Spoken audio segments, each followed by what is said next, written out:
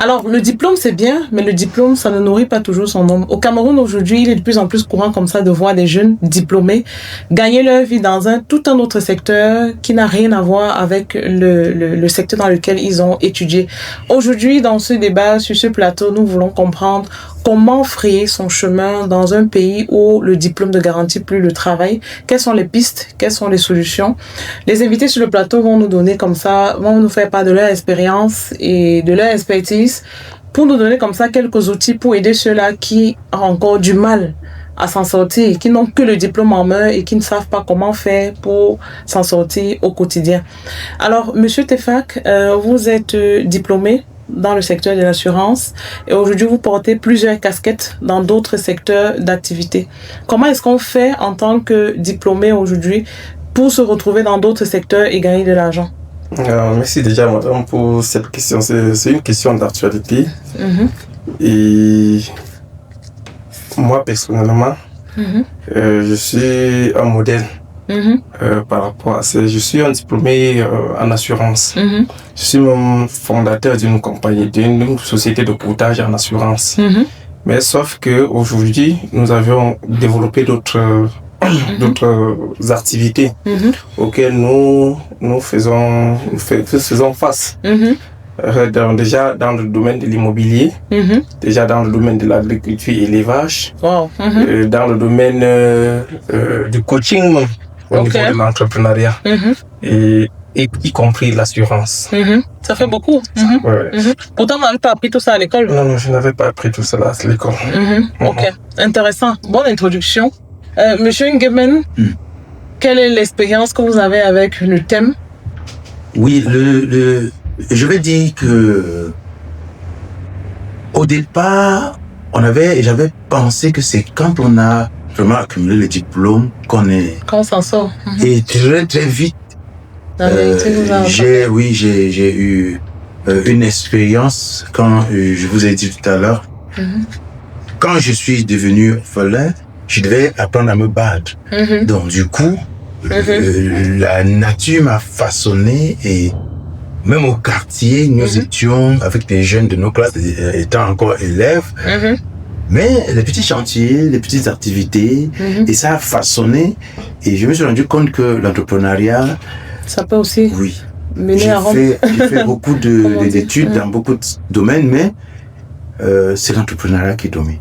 Ok, super. Madame Atanga, vous, quelle est votre expérience par rapport au domaine? Est-ce que le diplôme, c'est le passage obligé pour s'en sortir aujourd'hui, pour réussir, comme on dit, pour se nourrir au quotidien, voilà. Est-ce que ceux qui n'ont pas de diplôme sont morts en guerre, comme on dit? Pas du tout. Je vais d'abord saluer tous ceux-là qui nous écoutent aujourd'hui. Les jeunes diplômés ne devraient pas être braqués uniquement sur leur diplôme. Lorsqu'on a terminé avec ses études, on a un diplôme, on a fait des concours, on a déposé des demandes d'emploi. Si jamais ça ne marche pas, il faut juste prendre le temps de se recentrer sur nous-mêmes, de se demander, en dehors de cette formation académique, scolaire, qu'est-ce que je sais faire d'autre?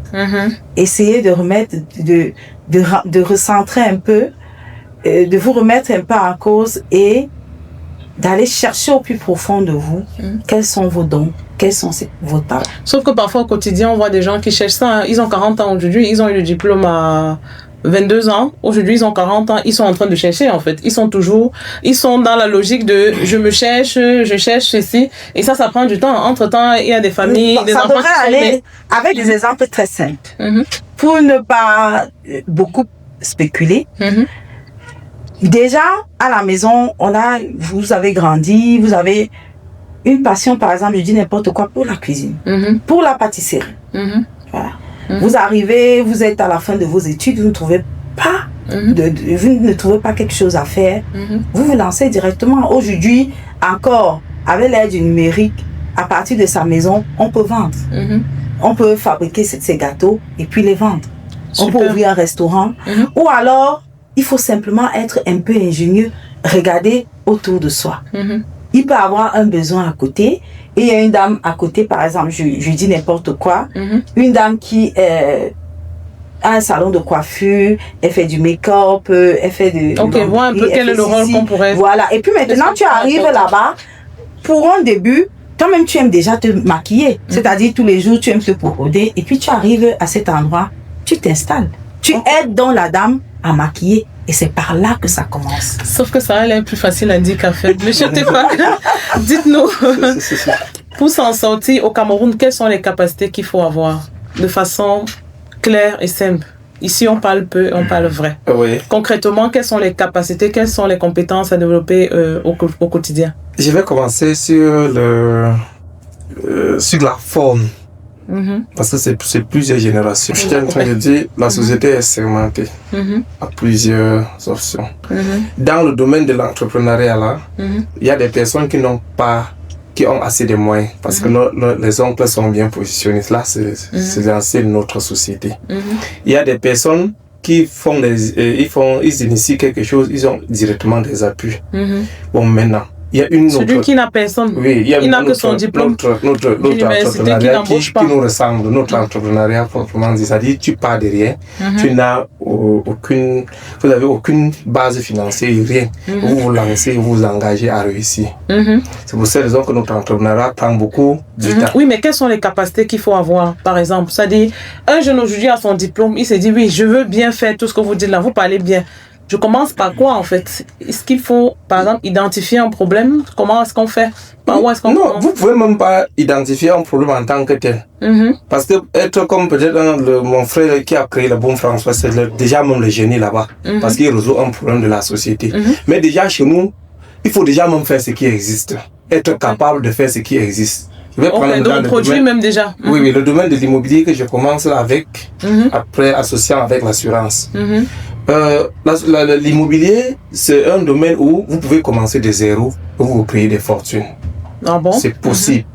Qu'est-ce que vous pouvez faire? Déjà, avoir vos deux pieds pour aller dans le quartier, réunir, regrouper les chambres à louer, les maisons à louer des gens. Et mettez dans une plateforme WhatsApp et publier. C'est déjà quelque chose. Ouais, aussi simple que ça. Et aussi simple que ça.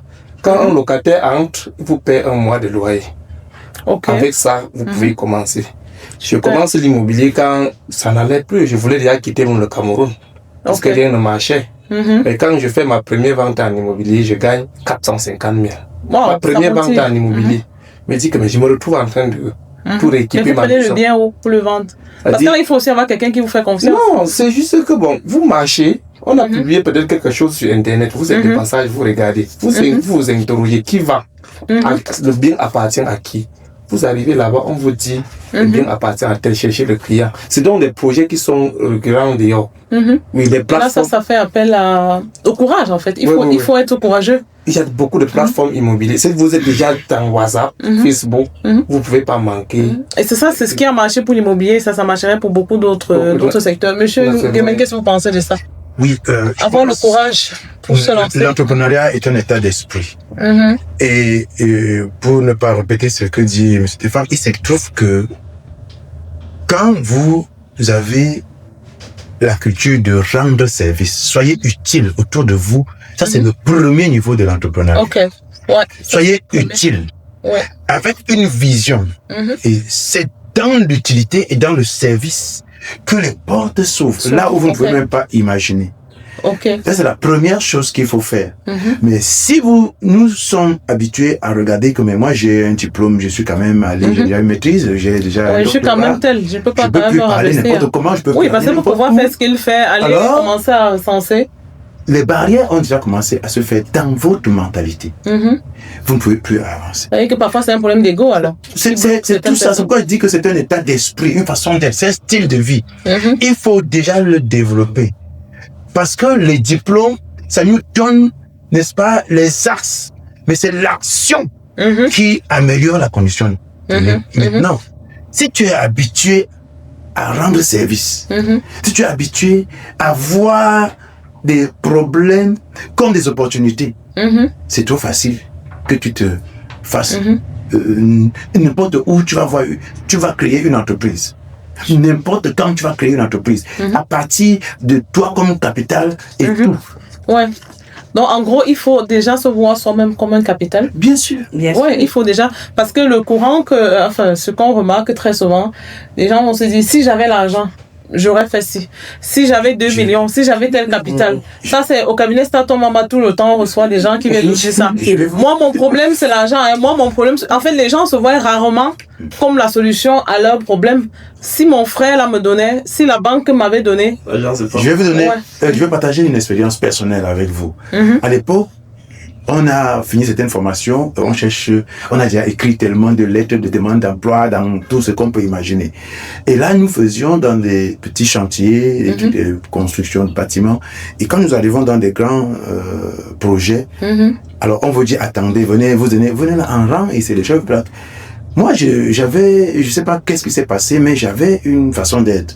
J'arrive au chantier le matin, première heure, j'ai trouvé le gars qui vient là, il doit faire la brouette pour gâcher, mettre les sables là où on va mettre le ciment et tout. Quand j'arrive, il trouve que j'ai déjà pris la brouette. Je suis même déjà là, et puis je ne demande pas qu'on me paye quoi que ce soit. Wow. Je suis déjà en train de mettre le sable là, et puis je suis utile, et les autres viennent, ils sont assis. Il faut d'abord qu'on les emploie, qu'on les recueille, qu'on les dise combien on va payer pour qu'ils fassent quelque chose. Moi, j'ai déjà fait déjà les brouettes là, je suis déjà en train de mettre si je mets ça. Bon, vous m'avez pris, m'a pas pris, je suis parti. Mais toujours est-il, quand le chef de chantier vient là, il voit, mais celui-là, c'est qui? Son collaborateur, il dit que non, vraiment, c'est un jeune d'emploi, il est en train de se rendre utile. Bon. Quelque chose qui a déjà, quelque chose est déjà passé. Quelque chose est déjà passé. S'il voulait prendre 10 personnes, il va prendre désormais, il a déjà inscrit une personne de moins. Il faut chercher bien. Et ça, c'est une compétence qui manque beaucoup, hein, aujourd'hui, à notre jeunesse. Être serviable. Faire le premier pas.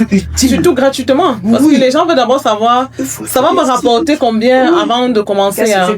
Entre temps, il n'a aucune expérience. Voilà. Entre moi et celui qui est assis là-bas et qui est ingénieur, qui a prouvé qu'il peut être utile, ce n'est pas lui. Et ce n'est pas son diplôme qui est venu mettre une brouette là. C'est lui qui est le capital. Le diplôme ne vient que pour apporter une certaine orientation à ce que toi tu as. Donc le premier diplôme doit être ton état d'esprit, ta capacité à être utile. Être habile, être courageux. Et ça, c'est dans tous les secteurs et partout. Ça paye. Super. On va faire la pause et on vous revient tout à l'heure. Sans détour et sans tabou, Parlons plus, parlons vrai, une émission de Télémarché. Alors tout à l'heure, on a parlé de se rendre utile, comme ça là, pour commencer à frayer son chemin, pour s'en sortir malgré son diplôme. Maintenant, la question qu'on se pose, c'est qu'est-ce qui empêche nos jeunes d'aujourd'hui? Qu'est-ce qui les empêche de se rendre utiles? Pourquoi c'est si difficile aujourd'hui? Parce qu'on a vu que c'est le premier pas en fait. Pourquoi on a l'impression que nos jeunes, pourquoi toutes ces personnes diplômées là aujourd'hui ont du mal à se rendre utiles, selon vous? Qu'est-ce qui peut être le blocage? Plusieurs choses constituent les blocages. Avoir le regard sur le diplôme qui te projette à te voir comme quelqu'un de très très important alors que tu as zéro d'expérience. Ok. Mais ça, c'est la première chose. La deuxième chose, c'est la vision, parce que le diplôme a rempli de théories et de choses. Est-ce que l'acquisition des diplômes est venue tuer les ambitions? L'acquisition, vous voyez, si on rentre dans cette inclinaison, le problème des diplômes, en réalité, la plupart des formations ne sont pas forcément adaptées aux besoins réels de notre atmosphère, de notre environnement. Donc on parle même déjà de l'orientation. Parce que tel qu'on te prépare, ça t'envoie, c'est-à-dire que la vision vient de comment on est en train de diriger, n'est-ce pas, le zoom. Le zoom, on a conditionné la vision des enfants par le type d'orientation qu'on leur... C'est ce que nous sommes. Nous sommes ce que nous avons reçu. Le moule dans lequel nous sommes sortis nous donne la forme que nous avons. Et c'est ça qui se passe. Maintenant, là, c'est un blocage. Madame Atanga, un instant, monsieur. Madame Atanga, selon vous, qu'est-ce qui rend les jeunes paresseux, si on peut dire? Pourquoi ils ont du mal à se rendre utiles? Parce que même quand on dit utile, il y a des gens qui trouveront toujours le moyen de dire « Moi, je ne sais pas quoi faire pour me rendre utile ». Qu'est-ce qui bloque? Je pense que c'est uniquement de la paresse. Parce que moi, il y a des jeunes qui ont terminé leurs études. Tu as ton smartphone, tu es couché à la maison, tu passes toute la journée couché. Tu vas dire non, c'est parce que j'ai un master en histoire et comme je n'ai pas pu aller à l'école normale, vraiment, j'ai rien à faire. Que le pays ici ne va pas bien. Ne va pas bien. Tu as ton smartphone. Tu crées tout simplement pour te rendre utile. On ne parle pas encore d'argent. Tu crées juste une page Facebook ou sur TikTok. Tu rassembles un groupe de jeunes. Tu les répètes un peu dans ce domaine. Uniquement, même s'il faut commencer simplement par ceux du secondaire. Ça te rend déjà utile.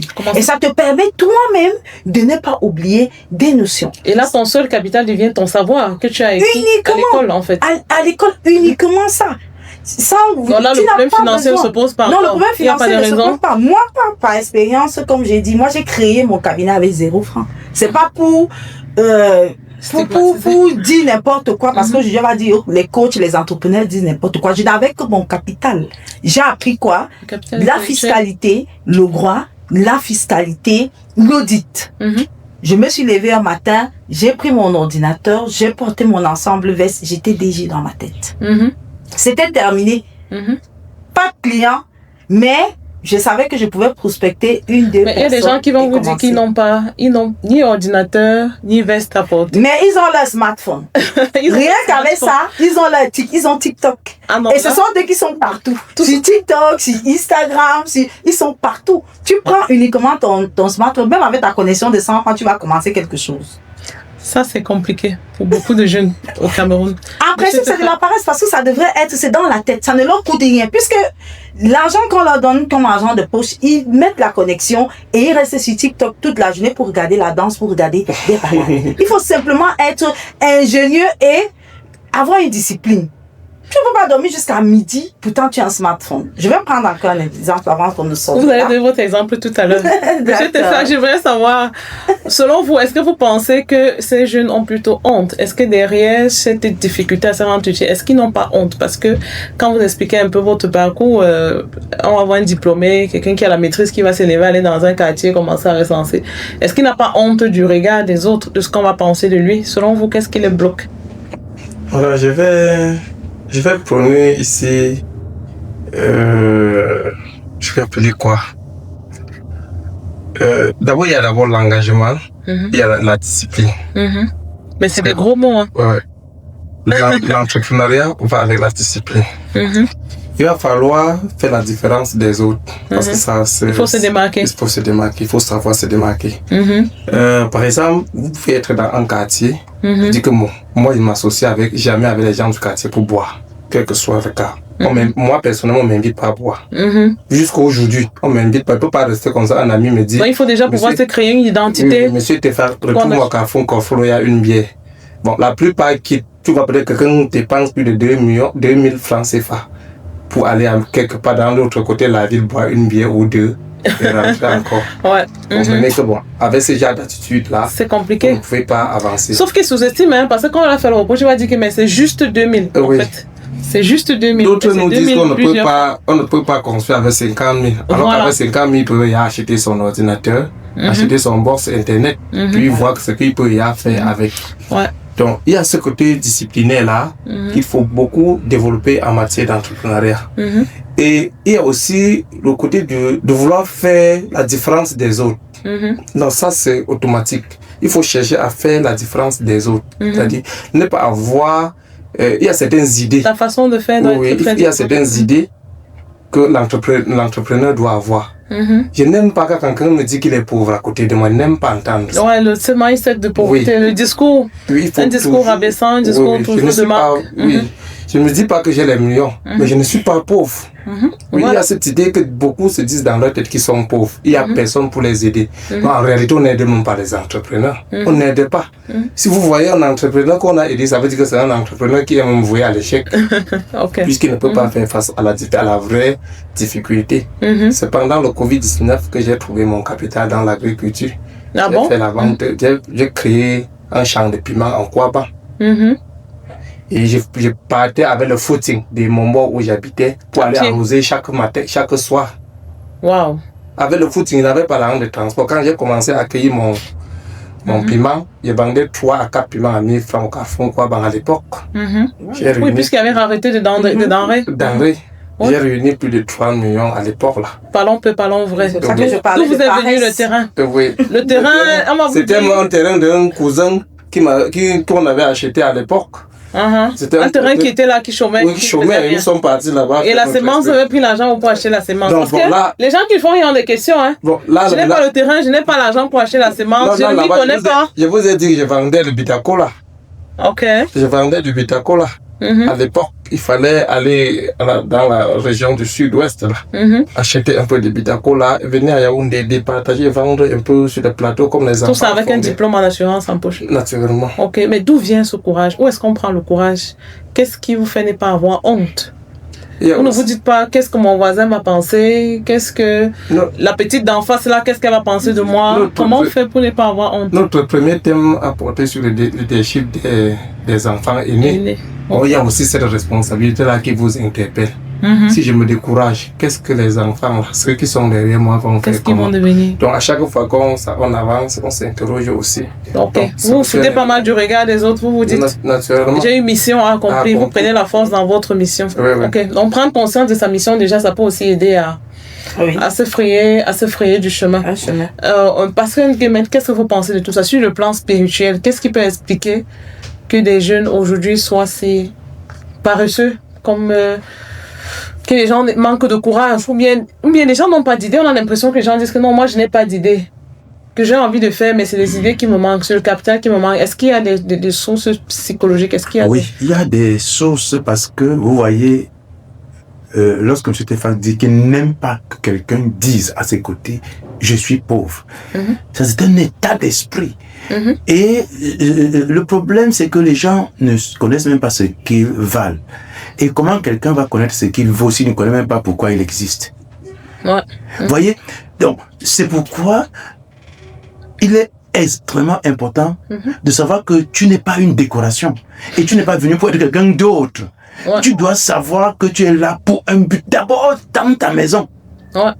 Et si tu ne te vois pas comme quelqu'un qui est là pour apporter une plus-value dans la maison, tu ne peux pas voir que dans le quartier, tu dois apporter une plus-value. Il serait difficile d'être utile dans la société, c'est dans la maison dans laquelle tu n'es pas utile. La vision, qu'est-ce que tu vois? Tu ne vois que l'obscurité. Et quand tu vois que l'obscurité, tu te nourris de tout ce qui est dont tu es là pour consommer. Et vous voyez que nous sommes dans une société de consommation à un pourcentage très élevé. Parce qu'on n'a pas intégré. Donc il faut que les gens apprennent à comprendre. J'ai aimé beaucoup le propos de M. Stéphane qui dit que tout ce qu'il fait, il le fait dans la crainte de Dieu. Ce n'est pas dans une religion, mais dans la crainte de Dieu. C'est-à-dire, il a un regard et il a une vision. Regardez comment, quand on entre dans la Bible, à Genèse chapitre 1, verset 1, Dieu a créé toutes choses. Il a créé toutes choses. Et il a dit, faisons l'homme à notre image et selon notre ressemblance. Ça veut dire que tu es fait pour être un créateur de solutions. Super. Et si on revient à ce qu'il disait, quand il dit qu'on ne peut pas l'appeler pour boire une bière, ça veut dire que quelque part, l'entourage joue aussi un rôle. Les gens qui t'accompagnent au quotidien peuvent impacter ton avenir. Parce que même le mauvais discours, il y a des gens qui prennent plaisir à vanter « je suis pauvre, je n'ai rien », qui ont même du plaisir à le dire. Je ne sais pas si je peux revenir sur mon expérience personnelle. Moi, je suis née dans un quartier où il y avait beaucoup de filles sous-scolarisées. Alors, j'ai un répétiteur en première. Il me dit non, dans cet environnement-ci, je ne suis pas sûre que tu pourras avoir le bac. Je lui ai dit non. Je ne suis pas obligée d'être la même, d'avoir le même esprit que tous ces gens, que tout le monde qui est autour de moi. Si jamais j'ai pas fait des études, j'aurai au moins le DSS. Aujourd'hui, c'est ce que ça équivaut au Master 2. Alors, il avait misé de l'argent. Il me dit que si tu fais tout, tu es brillante, tu es intelligente, mais je suis pas sûre que si tu dépasses le cap de première, voyant l'environnement, tu vas arriver en terminale. Et c'est-à-dire, c'est ça qui m'a donné le mindset. C'était un challenge au point où en 2012, j'étais encore étudiante. Je décide de créer l'Association internationale des femmes leaders d'affaires. Pour moi, l'idée, c'était créer des leaders dans le domaine des affaires. Au départ, la cible était les filles sous-scolarisées. Je leur dis, ce n'est pas parce que vous n'avez pas fait des études que vous êtes considérés comme des moins que bien vous serez simplement des mères célibataires. Alors, ma vision était de créer des leaders dans le domaine des affaires en passant par les activités créatrices de revenus. Génératrices de revenus, qui sont tout simplement la transformation des produits locaux. Vous avez des fruits, je dis n'importe quoi, vous transformez ces fruits en jus de fruits et en fruits séchés. Vous le vendez. Aujourd'hui, par exemple, je suis dans le domaine de la cosmétique, ça n'a rien à voir avec le grand public, ça n'a rien à voir avec la fiscalité, ça n'a rien à voir avec le contentieux fiscal. En fait, si on écoute son discours, on peut voir que cette motivation, elle est profonde. Elle vient de ce challenge qui a été lancé.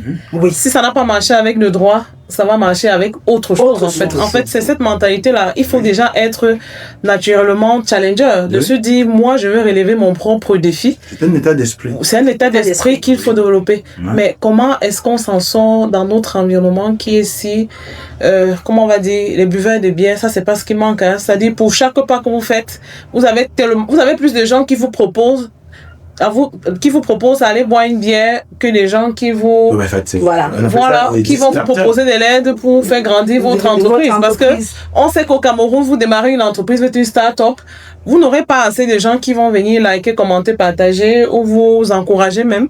Mais les mêmes personnes auront le courage de vous dire, je vous amène boire une bière. Comment est-ce qu'on résiste à ce type de tentation-là? Oui, c'est une question de discipline. Si vous avez une vision, si vous savez ce que vous voulez, si vous savez où vous allez et que vous vous imposez une discipline, parce que le succès, ce n'est pas de faire autre chose que d'accomplir le but de votre vision. Alors, si vous avez une vision, si vous savez pourquoi vous êtes là, vous allez vous rendre compte que vous ne voudrez pas être comme les autres. C'est pour ça que j'ai apprécié quand M. Tefak dit que il n'a pas quelqu'un qui lui dit que allons là, on va prendre une bière, allons là. C'est une discipline. Il a éduqué son environnement. Ce n'est pas que la bière est mauvaise ou que ceux qui boivent sont des... Non, c'est un choix. Mais, écoutez, vous devez savoir que celui qui boit là, il est dans son repos, il a déjà accompli peut-être son but et il est dans son repos. Mais toi, tu n'as même pas encore de position. Tu peux te donner le luxe d'aller griller un temps précieux. Et lui, il va rentrer chez lui. La valeur du temps. Le temps n'a pas la même valeur pour tout le monde. Donc, en fait, il faut prendre conscience de la valeur qu'a son temps. Oui, combien coûte ton temps? En fait. Alors, on va continuer ce débat tout à l'heure après la pause. Sans détour et sans tabou, parlons vrai, une émission de Télémarché. Nous voici parvenus à la dernière partie de cette émission. Bienvenue sur Parlons vrai. Concrètement, aujourd'hui, on veut donner des outils. Ça, c'est la phase où on donne les exemples concrets à tous ceux-là qui nous regardent, qui ont des diplômes, qui ont compris qu'il faut juste se rendre utile, mais qui ne savent pas où commencer. Quelles sont les erreurs quotidiennes à ne pas commettre, en fait? Monsieur Tefak, par exemple, dans votre cas, comment est-ce que vous auriez fait pour mettre votre structure en marche pour quelqu'un qui veut se lancer, il n'a pas de moyens? D'accord, merci madame. Je vais dire, déjà, j'interpelle tous les jeunes qui ont des idées, que l'argent c'est la dernière des choses en ce qui concerne le projet. Si vous pouvez déjà vous rendre utile, rendez-vous utile, parce que malgré tout, chacun a comme un smartphone aujourd'hui. Rendez-vous déjà utile à partir de votre smartphone. Votre téléphone. Vous pouvez constituer votre portefeuille à partir de votre smartphone. Et maintenant, avoir un repère. On peut mettre devant un bar. Si aujourd'hui, après 13 ans, nous continuons à rendre service dans les bars, dans les restaurants et que ça marche. Ça veut dire quoi concrètement? Ça veut dire vous avez des idées, vous n'aviez pas de moyens pour louer des locaux. Oui, un bureau quelque part. Et tout. Vous partez auprès d'un restaurant, vous mettez votre table. Le simple fait que vous achetez peut-être un plat de nourriture à midi, ça vous donne le droit d'être assis là jusqu'à... Même parfois, et d'espérer attendre des clients. La dame du restaurant ne connaît même pas le véritable travail que vous êtes en train de faire. C'est quand il voit une autre personne vient vous consulter et repart, l'autre revient. C'est pas comme pour voir ça s'interroger que le monsieur s'il peut être en train de faire quelque chose. Ça c'est d'un. De deux, mais d'où trouver l'assurance que ça va marcher? Parce qu'aujourd'hui, les gens sont très sceptiques. Mais est-ce qu'aller déposer créer mon bureau devant un bar, est-ce que les gens vont venir? La meilleure façon de faire la publication d'un service, c'est de bouche à oreille. Quand je suis arrivé que c'est bon, je vais informer l'autre personne. C'est comme ça que ça va évoluer avec le temps. C'est pas le temps. Donc il ne faut pas perdre espoir en fait, de se dire, allez avec toute la foi. Et c'est dire que, voilà, 100 personnes qui passent ne vont pas venir, mais il y a forcément au moins une personne qui va arriver. Et s'il est satisfait, il va envoyer un autre client. En gros, c'est servi de ce qu'on a. Oui. Je vais également interpeller les jeunes à la responsabilité. Beaucoup fuient la responsabilité. Déjà, quand vous avez l'entrepreneuriat va avec ses responsabilités. Il faudrait déjà, si vous avez atteint l'âge de vous marier, non, lancez-vous. Faut pas avoir des esprits, genre, je vais être bon. Parce que par exemple, vous êtes même seul. Vous pouvez pas cotiser 100 000 avant la fin de l'année. Quasi impossible. Faut être dans la responsabilité. Cette responsabilité vous interpelle à vos engagements dans l'entrepreneuriat. Bon, maintenant, évitez... Ça vous rend crédible. Et ça vous rend crédible. Vous êtes une femme. Même pour organiser un mariage, c'est quoi? Vous pouvez faire vos alliances, vous mariez qu'à 2 places avec vos témoins. Ouais. Donc, en fait, toujours être dans l'esprit de pragmatisme, de faire simple, de faire très court avec ce qu'on a. Ok. Et accepter apprendre. Puisque l'entrepreneur, c'est celui-là qui commet des erreurs chaque jour. Il commet des erreurs. Pas avoir peur. Et c'est dans les erreurs que tu apprends beaucoup de choses. Assumer ses erreurs. Assumer ses erreurs. Super. Donc, ce que moi je peux dire pour ajouter à ça, c'est que dans la plupart du temps, les plus grandes causes d'échec, c'est la peur du risque. La peur du risque. On vous dit et qui t'assure, comment tu vas savoir comment je sais que ça va marcher? Écoutez, il est clair que la première chose qu'un entrepreneur a, c'est d'avoir le sens de prendre les risques. Parce que plus tu ne veux pas prendre le risque, plus tu ne vas jamais te prouver. Rien faire. Tu ne vas jamais même évaluer ce que tu as comme compétence. Et c'est dans ce que le risque est une substance, c'est même une énergie d'entrepreneur.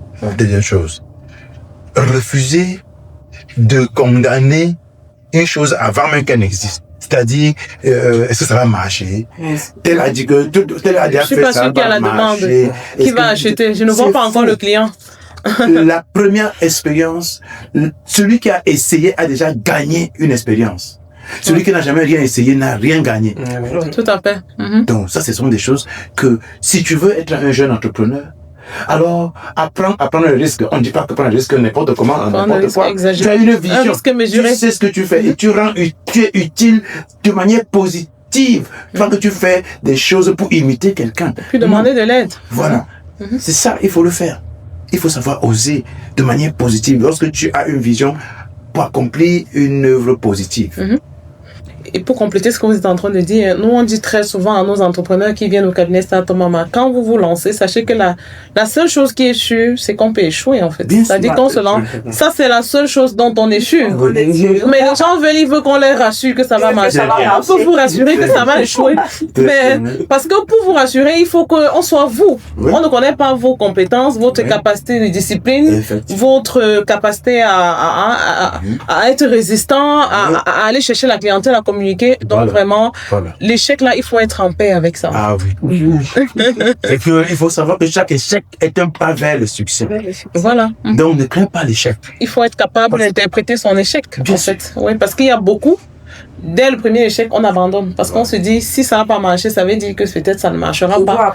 Pourtant, il y a des gens qui ont des projets qui marchent aujourd'hui parce qu'ils ont essayé 10 fois, 15 fois. Nous avons eu 17 rejets pour l'agrément de notre codage. Ah bon? 17 rejets? Et à chaque fois qu'on faisait le rejet, il fallait rentrer chez le notaire pour des modifications. Bon, vous pouvez imaginer 17 fois du notaire. Ah oui. Wow. 17 fois, 17 rejets. Vous pouvez imaginer. Donc, ça c'est la résilience. Le force, une résilience incroyable. Nous avons eu l'agrément, je partais pour la Malaisie. J'étais désespéré au Cameroun, je partais pour la Malaisie. Vous avez dit c'est bon là, j'ai tout essayé. C'est dans la voiture à Loncar là que j'ouvre, je constate que c'est même l'agrément, je commence à crier. Je ne savais même pas de quoi il était même question. J'ai déchargé le courrier à la porte de l'essence au ministère des Finances. Je ne savais pas que c'était l'agrément. C'est dans le véhicule que j'ai dit, j'ai même déchargé quoi. Exact. Oui, parce que l'espoir n'était plus là. Oui, je vois c'est l'agrément. Donc, par moment même, ça vient... au moment où on s'attend le moment. On attend le moment. C'est un peu ça. En fait, c'est ça, il faut rester juste dans l'action. Voilà. Il faut juste être dans l'action et c'est dire l'action, c'est déjà le succès. Voilà. Super. Et ça vous a fait renoncer à votre voyage pour la Malaisie? Directement. Mon seul souci, c'est d'être assuré toute ma vie. Waouh. Oui. Waouh, on peut être accroché à une vision comme ça. Waouh. Ça veut dire qu'aujourd'hui, nous ne sommes pas en compagnie, mais nous sommes rattachés. Oui. Avec nos services, avec les compagnies, puisque nous travaillons aujourd'hui avec l'association des consommateurs des produits d'assurance. On se rend compte aujourd'hui que le véritable problème, c'est l'assurance. L'objet de l'assurance, c'est de protéger l'assuré. Mais si l'assuré même déjà lui-même a des difficultés pour accéder aux services de l'assurance, c'est compliqué. C'est compliqué. Donc nous sommes rentrés du côté des assurés afin de porter leur vision vers les assureurs. Super. Très belle mission. Madame Atanga, vous avez quelque chose à rajouter? Bon, tout ce que je peux rajouter comme conseil aux jeunes, c'est les erreurs à ne pas commettre. Les erreurs à ne pas commettre. Lorsqu'on a terminé ses études, je dis n'importe quoi. En comptabilité, on essaie de déposer des dossiers, ça n'arrive pas. Qu'est-ce que je dois faire? D'autres vont te dire non, même pas de téléphone Android. Mettez l'ego de côté. Rentrez même faire de la lessive. Soyez femme du ménage. Soyez une nounou. Vous travaillez pendant 2 mois. Après ces 2 mois, vous avez un peu d'argent pour acheter un ordinateur, un téléphone Android, vous mettez votre connexion, vous demandez à être même, vous commencez à envoyer des tracts, c'est-à-dire à être même assistant comptable, ce ne reste qu'en ligne. C'est la même chose pour ceux qui ont terminé avec le secrétariat bureautique. Voilà, commencez par un stage. Parce que beaucoup, oui, veulent de l'argent, ils se disent non, je vais faire le stage, j'ai pas l'argent de taxi.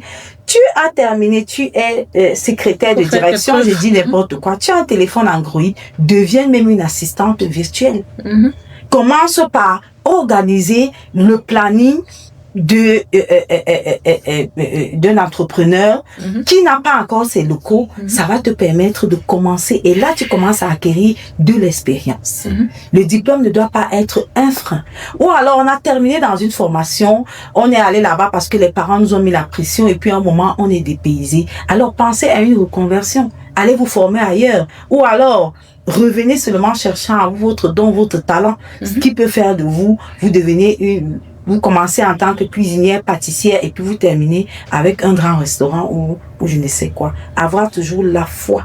Ne pas être limité sur le facteur argent. Le temps et la connaissance que nous avons vaut mieux, dépasse largement l'aspect pécuniaire. Super. Alors, pour compléter ce que Madame Atanga disait, c'est que nous, on a l'habitude de dire à tous ceux qui viennent au cabinet Start Mama, c'est que quand vous décidez de vous mettre à votre propre compte, soyez en paix avec le fait d'être ignorant dans quelque chose de nouveau. Parce qu'on le voit très souvent, les gens sont frustrés. Ah, je ne sais pas faire ça, on va se moquer. Mais c'est nouveau, en fait. Ça veut dire qu'il faut accepter cette posture-là. C'est un nouveau statut. Il faut vraiment être en paix avec cela. Et surtout, être ouvert au partenariat.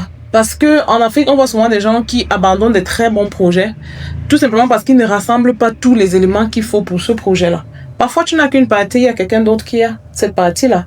Donc, c'est une forme d'humilité, de se dire, le capital intellectuel que toi tu as, il y a quelqu'un d'autre qui a le capital manuel et vous vous mettez ensemble pour que les choses démarrent. N'est pas se dire c'est seulement le jour où j'aurai tout que je me mets que ça marche. On peut commencer avec quelqu'un et après un moment donné se séparer et prendre sa voie, mais n'est pas laisser le projet mourir tout simplement parce qu'on ne coche pas absolument toutes les cases et surtout se faire accompagner. Aujourd'hui, ce n'est plus un secret.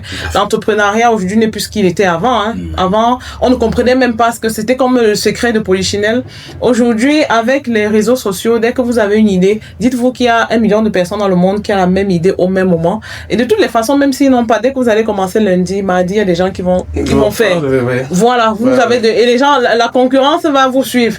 Donc, si vous n'êtes pas habile, si vous n'avez pas une bonne capacité de résilience à se dire, je dois me démarquer, comme le monsieur Tafak disait, il faut pouvoir, monsieur Tafak, s'il te plaît, il faut pouvoir se démarquer parce que vous ne serez jamais seul sur votre marché. Donc, il faut toujours être en mode comment est-ce que je me démarque de la concurrence? Comment est-ce que je fais mieux? Comment est-ce que ne pas se laisser décourager? Parce qu'on a souvent reçu des clients comme ça qui viennent vous dire ah, j'ai essayé, mais les clients se plaignent. Ou alors, j'ai essayé, mais les clients ne payent pas. Ça veut dire qu'il faut revoir quelque chose. Il faut pas abandonner le projet, mais il faut peut-être juste le revoir. Dans tous les cas, le sujet est tellement vaste.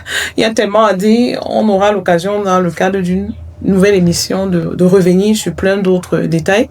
Nous n'allons pas finir cette émission sans donner la possibilité à Monsieur Tefak d'introduire quand même votre société de courtage d'assurance. Vous avez quand même attendu 17 rejets pour pouvoir... C'est quand même une belle opportunité aujourd'hui quand même de l'introduire et de faire savoir, ça on ne sait jamais, ceux qui nous regardent ils ont forcément besoin, hein, tous ceux qui conduisent. Tout le monde a besoin de l'assurance aujourd'hui, donc merci, madame. Passez votre message. Je dis déjà merci à toute la communauté Profit Assurance. Et aussi, je salue monsieur le directeur, monsieur Ndongo Joseph, qui est mon directeur. Je suis le directeur commercial. Ah, vous êtes des partenaires? Oui. Ok. Donc la société d'assurance, c'est Profia. Oui, c'est Profia. Et nous sommes ouverts, nous assistons tous nos clients partout. Donc, je vais dire, pour ceux qui veulent être accompagnés avec une expertise avérée en matière d'assurance. Pour quel type de besoin? Voiture, incendie, santé? Nous faisons l'assurance sur tous les formes. Toutes les formes? Sur les formes, sur les branches. Toutes les branches, toutes les formes? Oui. Ok, super. Si vous avez des besoins, écrivez-nous. Ok. Nous, on va laisser nos contacts. D'accord, pas de souci. Vous appelez sur le numéro qui est là et on vous met en contact. D'accord. Et vous êtes présent à Yaoundé, Douala, dans toutes les grandes villes. Présentement, nous sommes à Yaoundé. Ok, mais vous travaillez aussi en ligne? Oui, nous travaillons en ligne partout dans le Cameroun et au-delà même. Nous avons des bureaux de consultation au Tchad. Parfait. Donc, comme la plateforme internet est généralisée, nous sommes partout. Voilà, tout y est. Alors, nous allons prendre le temps de faire une émission uniquement sur ce projet d'assurance parce que je pense que beaucoup de gens ne comprennent pas encore à quoi ça sert l'assurance. On aura l'occasion de vraiment détailler ça pour que les gens comprennent pourquoi est-ce qu'ils doivent payer l'assurance et pourquoi on les oblige même dans d'autres cas à être assurés. Alors nous voilà parvenus comme ça au thème de cette émission. Merci de nous avoir suivis. Ça fait beaucoup de plaisir que nous aimerions lire en commentaire. Qu'est-ce que vous pensez de ce qui a été dit ici? Partagez-nous vos expériences. N'hésitez pas à nous contacter sur le numéro qui s'affiche pour venir, soit comme participant, pour animer aussi, pour venir. Vous voyez, il y a un siège qui est vide là. Ça attend comme ça toutes ces personnes-là qui ont de l'expérience, toutes ces personnes qui ont un vécu, qui veulent témoigner. N'hésitez pas à rejoindre notre plateau. Venez partager avec le monde votre histoire. Venez comme ça donner à votre façon. Rendez-vous utile, comme on le disait. Alors, tout ce qu'il reste à faire, commenter, liker, partager et on se voit dans la prochaine émission avec un autre thème aussi intéressant que celui-là. Au revoir. Au revoir.